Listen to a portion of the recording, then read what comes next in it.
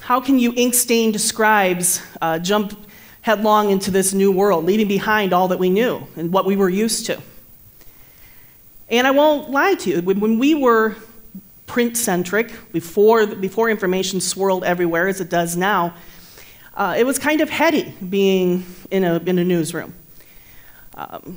The reason is that information is power, and we were one of the few people that had it. So we were able to decide when you were going to get it, how you were going to get it. Sometimes we took days or weeks to give it to you. Information is power, right? We had it. It kind of feels like that old playground taunt that you would hear, you know, I know something you don't know. There's some power there. So we understand that there's a withdrawal. There was a withdrawal for a lot of people. But we also knew we had to move forward. It was changing that quickly. We didn't have an option. And as we thought about moving forward, we had to try to envision how that road was going to look. One way we know for sure is that this was a one-way conversation. We took that information that we knew that few other people did, put it into the newspaper, sent it out to you. We weren't really engaging with you. This was the extent of the conversation we were having with you. And really, you readers weren't engaging with us that much either. A slim slice of people would write letters to the editor. Not many people were comfortable doing that. A few more people would call us, and as email became more prevalent, we certainly received more emails. But really, percentage-wise of our readership, we just weren't getting a bunch of engagement. But the information is not only swirling quickly around us these days, so is the reaction. And we need to be part of all of that, because we're in the information business. And we always saw merit in that reaction. We just weren't necessarily that well equipped to get it from people. Here's an example. Particularly kind of in the print days, but still now to some extent. If there was some type of controversy going on in a town, we would have an editor assign a reporter to go up and do a mood piece. And basically what that was is you go up and you talk to people and get the pulse of the community and see what they have to say. And when we did that, reporters were almost guaranteed to stop in two places, for sure. The local diner, frequented by regulars, and the barbershop. And the reason for that is that those two places lended themselves to the kind of chewing of the fat, to forming opinions, mulling ideas, solving the problems of the world, or at least of that day, in those settings. And when we would sit down with this group, you would encounter roughly the same kind of people. You had the person who had a lot to say and tended to dominate the conversation. You had an eternal optimist. You had a grumbler. There was a pragmatist, peacemaker that could see both sides of the issue.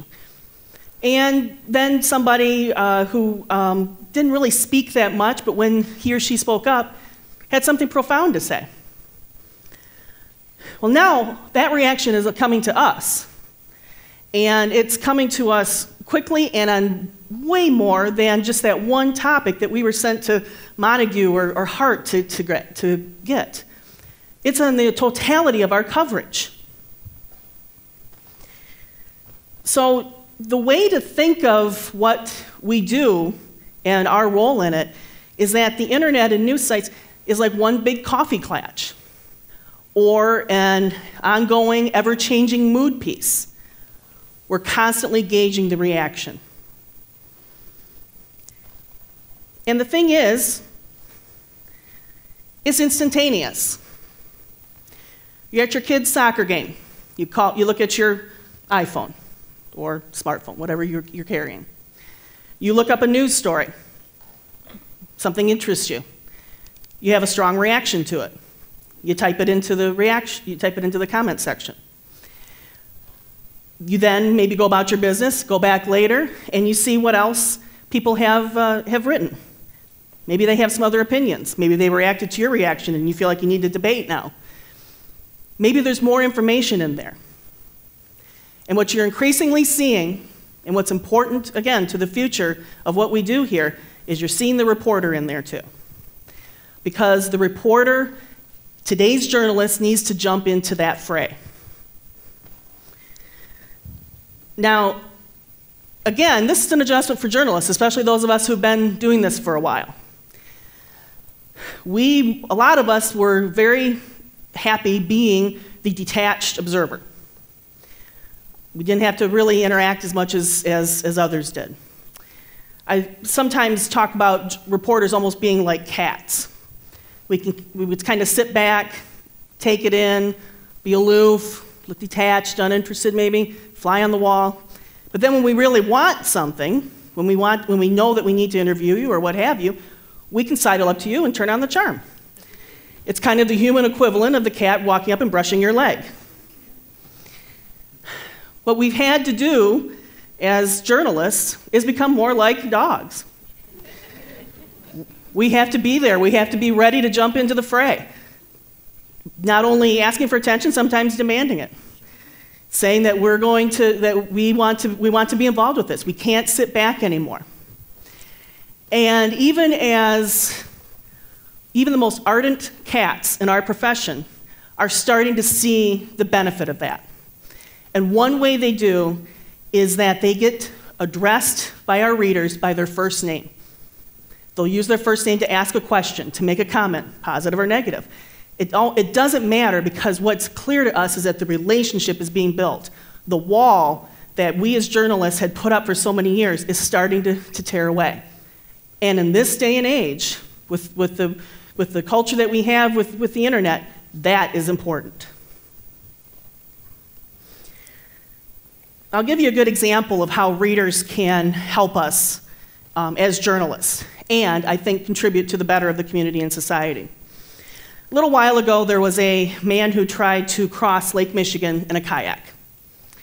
And we were charting his progress, writing stories about it. And he got to the middle of the lake and encountered some distress and had to be rescued by the U.S. Coast Guard.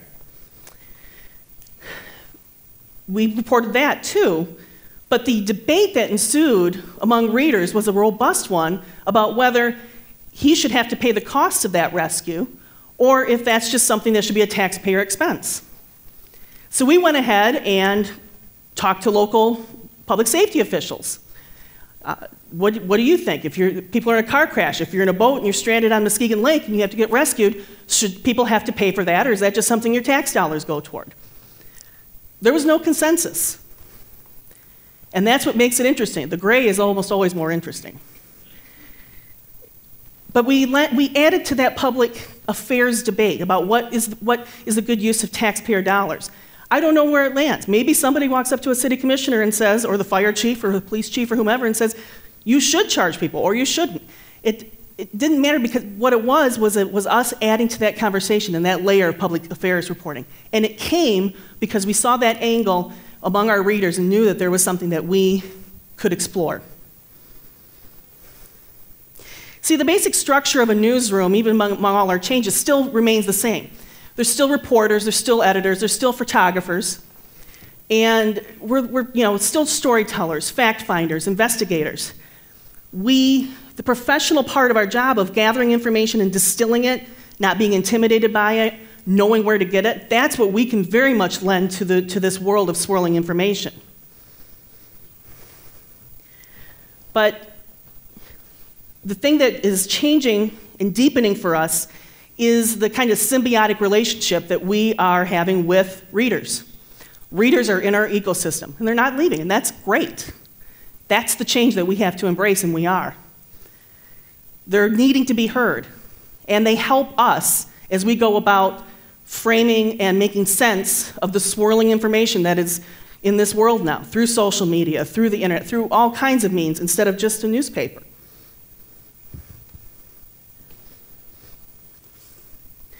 This is a comfortable, long-term relationship. This is a new relationship, one that doesn't need to be feared, and one that we're still building. Thank you.